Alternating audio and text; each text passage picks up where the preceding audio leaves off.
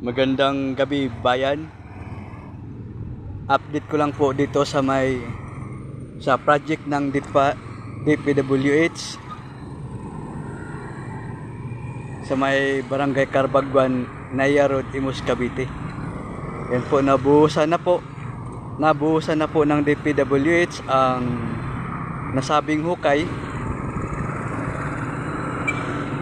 Kaya lang po, mga kabayan, ay madilim po sa parteng ito, lalo na sa gabi, dahil wala pong ilaw ang mga poste sa mga oras ng panahong ito, sapagkat nasira po sa bagyo. Kaya ang ipinangangamba po ng ating mga homeowners na labas-pasok sa subdivision ito ay baka merong mangyaring hindi maganda or subsob sila sa project widening na ito, dahil meron po nakatusok na bakal. Ayan po, makikita nyo po,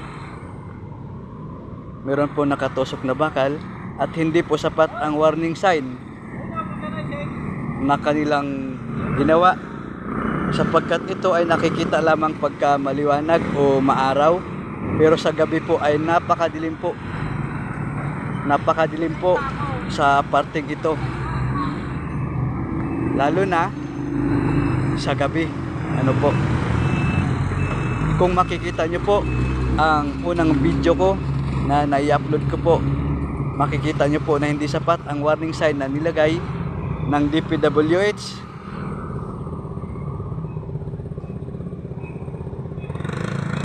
So kailangan pa rin po nila na maglagay ng ilaw para po hindi malaglag ang mga homeowner at motorista sa area nito, dahil may tusok po na bakal.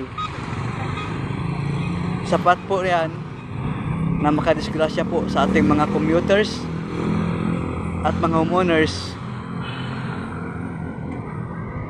sa subdivision pong ito. Ayun, dagdag pa ang Maynilad.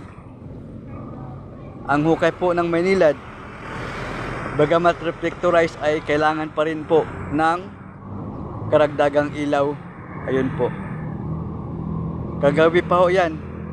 Unang video natin ay madilim at hindi pa nabuhusan. Ngayon po ay nabuhusan na po ito. Okay po, ayan, yun po ang ating update sa road widening ng DPWH sa mga oras na ito.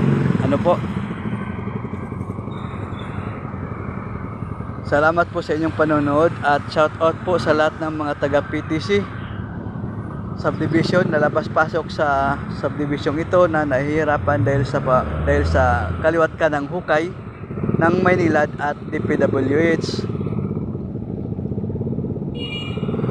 Salamat po sa patuloy na pag-subscribe. Salamat din po sa patuloy na pag-subscribe sa channel kong ito. At kung bago pa po kayo sa channel na ito, ay maaari po kayong mag-subscribe upang updated po kayo sa lahat ng video na aking i-upload.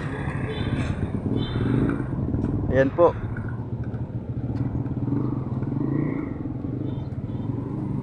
Padilim na po ang ating paligid. Obserbahan po natin yan. Kung walang ilaw,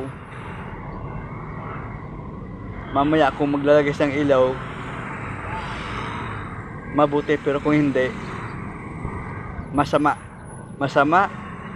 dahil hindi kompleto yung kanilang warning sign.